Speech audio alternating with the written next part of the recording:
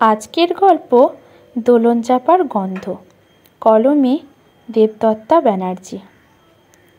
আচ্ছা দিদুন, তোমাদের যুগে প্রেম ভালোবাসা ছিল না? এই তোমায় দেখে কেউ চিঠি দেয়নি, লুকিয়ে ডেটিং করেনি?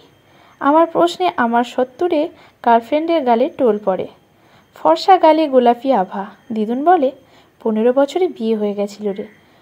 প্রেম আর হলো কোথায়? 15? ইউ মিন বাল্যবিবাহ? দাদানের জেল হয়নি? আমি হাসতে থাকি। তখন তো তাই হতো, 12 থেকেই বিয়ে শুরু হতো যে। 15 তো অনেক বয়স। তাহলে দাদানি তোমার জীবনে প্রথম প্রেম বলো? তার সাথে আর প্রেম হলো কোথায়? সারা জীবন আমার ওপর ছড়ি ঘুরিয়েই গেল লোকটা। রাশভারী প্রফেসর মানুষ। দিদুনের গলায় কপট আক্ষেপ, অথচ আমি জানতাম দাদান আর দিদুন পারফেক্ট কাপল। আজ 10 বছর দাদান নেই। দিদুন সেই স্মৃতি আঁকড়ে একা এখানে পড়ে রয়েছে। রাতে খাওয়ার পর সামনে ঢাকা বারান্দায় বসে গল্প হচ্ছিল। দিদুন বলছিল, বিয়ের পর আমার জোর করে কলেজে ভর্তি করেছিল তোর দাদান। নিজে থাকতো বাইরে, আমি জলপাইগুড়িতে, একান্নবর্তী শ্বশুর ঘরে। ধীরে ধীরে গ্র্যাজুয়েশন হলো, আবার এমএতে ভর্তি করে দিল। সেসব পার চুকিয়ে ওর কাছে আসতে পেরেছিলাম। বাহ, বেশ ভালো তো, আমি হেসে উঠি। বাড়ি এলেই সারাক্ষণ পড়া ধরতো লোকটা, ঠিক যেন মাস্টার মশাই। কোনো প্রেম ভালোবাসার কথা নয়, সাহিত্যের প্রফেসর হয়েও রসকসহীন ছিল বরাবর। কি বলছো? দাদু তোমায় ভালোবাসতো না? আমি অবাক। স্ত্রী হিসাবে কর্তব্য করত, ভালোবাসত, কিন্তু প্রেম ছিল না। মানে বাবা যেমন মেয়েকে স্নেহ করে, তেমন ছিল আমাদের সম্পর্ক। কোনো প্রেমিক সুলভ আচরণ দেখিনি কখনো। দিদুনের গলায় একটা আক্ষেপের সুর। আমি গিয়ে জড়িয়ে ধরলাম। তার মানে আমিই তোমার একমাত্র প্রেমিক, দোলন চাঁপা দেবী, দ্য ওয়ান অ্যান্ড অনলি। আমার মাথায় চাটি মেরে উঠে গেল দিদুন। এই বয়সেও যথেষ্ট শক্ত শরীর। বলল, বিয়ের আগে প্রেম হয়নি বলেছি, কিন্তু পরে কখনো হয়নি তো বলিনি শোনা? দিদুনের চোখে কৌতুকের হাসি। মানে? ইউ মিন ঘরে বাইরে কেস, গৃহদাহ? উফ, ফাটাফাটি। তুমি তো কাঁপিয়ে দিলে ডার্লিং। পরকীয়া? আমি বিস্ময়ে খাবি খাচ্ছি। চোখ বড় বড় করে দিদুন বলল, পরকীয়া আর প্রেম কি এক? তুই না আধুনিক? অবশ্য তোদের কাছে প্রেমের মানে অন্য। সম্পর্কের বিছানায় টেনে নিয়ে যাওয়াই কি প্রেম? আমাদের কাছে প্রেম ছিল একটা পবিত্র সম্পর্ক। আমি হাঁ হয়ে তাকিয়ে আছি। চেনা দিদুনও অচেনা লাগছে হঠাৎ। এসব কথা সাহিত্যের পাতায় থাকে জানি। ভাই বোনদের মধ্যে আমি দিদুনের সবচেয়ে কাছে। মারা এক ভাই এক বোন। মামা বাহরিনে থাকে, আমার মা দিল্লিতে। দিদুনের দেখাশোনা আমরাই করে এসেছি বরাবর। আমি চাকরি করি আইটিতে, কলকাতায়। দিদুনের কাছেই থাকি এখন। থাকতে না পেরে বললাম, তাহলে পেশ কিয়া যায় এক অনৌখি প্রেম কাহানি, আপকে জওয়ানি। দিদুনের পায়ের কাছে কার্পেটে বসলাম গুছিয়ে। বাইরে কুয়াশা আর পলিউশন মিশে মিশে এক আধা অন্ধকার মায়াবী পরিবেশ। দিদুন একটু চুপ করে থাকলো, বোধহয় নিজেকে গুছিয়ে নিচ্ছে। আমাদের পাড়াতেই কয়েকটা বাড়ি পরেই থাকতো বিতান। কলেজের ভালো স্টুডেন্ট, আমার থেকে 1 ক্লাস ওপরে পড়তো। সম্পর্কে দেওয়ার হলেও বন্ধুর মতোই মিশত। ও ছিল আমার ছায়াসঙ্গীর মতো। শীতের দুপুরে বনফুল আর কদবেল মাখা, আমের সময় কাঁচা আম মাখা, সবেতেই ছিল বিতান। কলেজ কেটে সিনেমা নাটক দেখা, অথবা বিকেলে কখনো তিস্তার পাড়ে বা বাবুঘাটে আড্ডা। একমাত্র সঙ্গী বিতান। আমাকে বাড়ি থেকে টেনেও বার করতো ও। প্রথম প্রথম লজ্জায় কুঁকড়ে থাকতাম, কিন্তু আমার শ্বশুরবাড়ি ছিল উদার ও আধুনিক। বিতান ছিল বাড়ির ছেলের মতোই, ওর সাথে সব জায়গায় যাওয়াই ছাড় ছিল। খুব ভালো গান গাইতো বিতান, আমিও গাইতাম ওর সাথে। এভাবেই দিনগুলো কাটছিল ভালোই।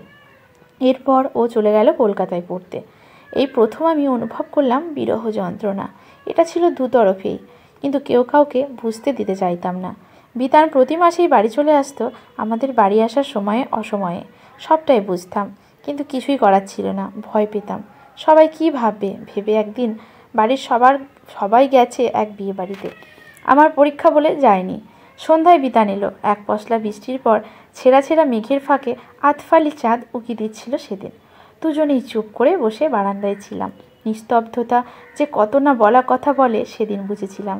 একদিন যে মানুষটা আমার স্বামী হয়েও আমার এত স্বাধীনতা দিয়েছিল, তার প্রতি বিশ্বস্ততা, শ্বশুরবাড়ির সম্মান, অন্যদিকে হৃদয়ের টান, যৌবনের প্রথম ভালোবাসা।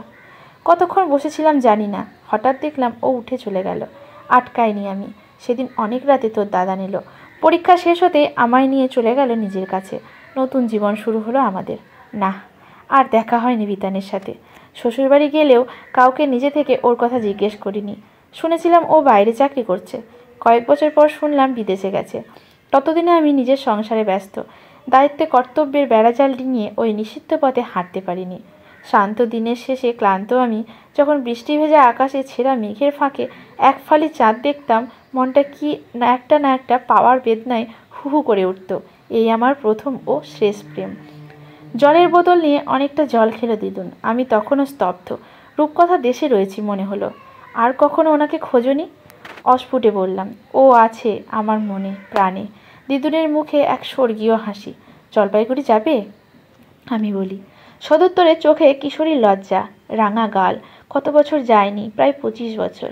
ওই বাড়ি তো বিক্রি হয়ে গেছে, আর ওখানে কেউ নেই। আমি নিয়ে যাব, চলো।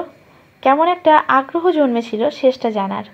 3 দিন ধরে সোশ্যাল সাইটে বিতান ব্যানার্জিকে খুঁজে চলেছি, কিন্তু ওই বয়সী জলপাইগুড়ির কাউকে পাইনি। আজ বাগডোগরার নামার পর থেকেই দিদুন খুব চুপচাপ। একটা চাপা উত্তেজনা চোখে মুখে ফুটে উঠেছে। প্রায় 1.5 ঘন্টা পর গাড়ি যখন জলপাইগুড়ি শহরে ঢুকছে, দিদুনের মধ্যে ফিরে এলো সেই কিশোরীর উচ্ছলতা।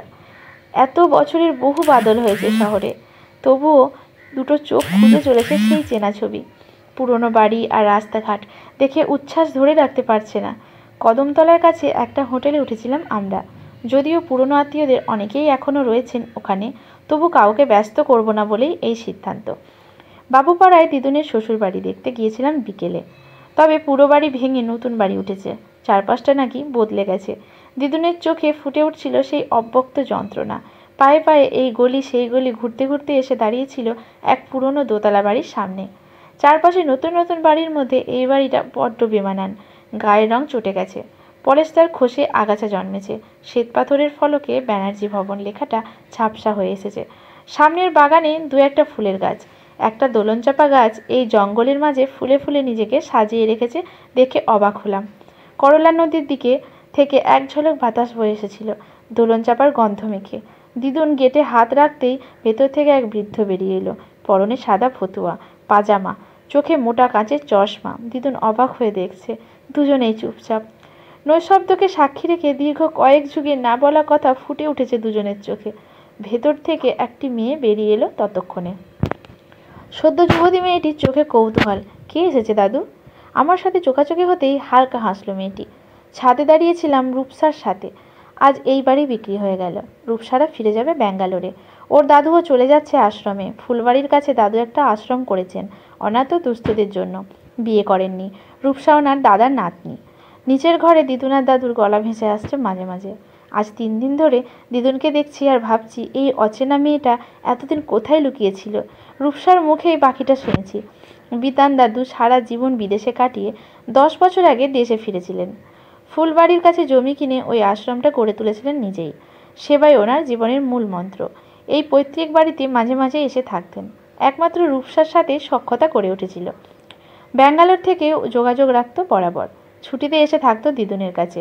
বাকি শরিকরা এদিক ওদিক ছিটকে গেলেও এই দাদুর জন্যই বাড়ি বিক্রিটা আটকে ছিল এতদিন।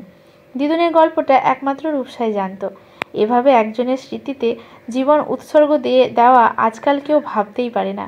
এই 2 দিনের মেয়েটা আমায় ভালো বন্ধু হয়ে গেছিল। ফেরার পথে আমরাও গেছিলাম ফুলবাড়ির আশ্রমে। চারিদিকে ফল ফুলের গাছের মাঝে দোলন চাপার ঝাড়গুলো নজর কেড়েছিল। দিদুন খুব তাড়াতাড়ি কয়েকটা কাজ মিটিয়ে ফিরে আসবে বলেছিল। দাদু ফুলগুলোর দিকে তাকিয়ে বলছিলেন, তুমি তো এখানেই রয়েছো সর্বদা আমার সাথে। আমিও টের পাচ্ছিলাম। দুটো কাজল কালো চোখ আগ্রহ ভরে চেয়ে রয়েছে আমার দিকে। কয়েকদিনের মেয়েটা মনের মাঝে জায়গা করে নিয়েছিল কেমন একটা চিনচিনে অনুভূতি। আমার চোখে হয়তো কখনো আশ্বাস খুঁজে পেয়েছিল।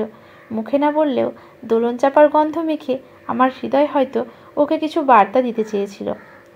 গাড়িতে বসে ভাবছিলাম দোলন চাপা আর বিতানের গল্প হয়তো এভাবেই নতুন পরিণতি পাবে, নতুনভাবে লেখা হবে পরবর্তী অধ্যায়ে। গল্পটি যদি ভালো লাগে অবশ্যই লাইক, শেয়ার, কমেন্ট করে পাশে থাকবেন। ধন্যবাদ। আজকের মতো এখানেই শেষ।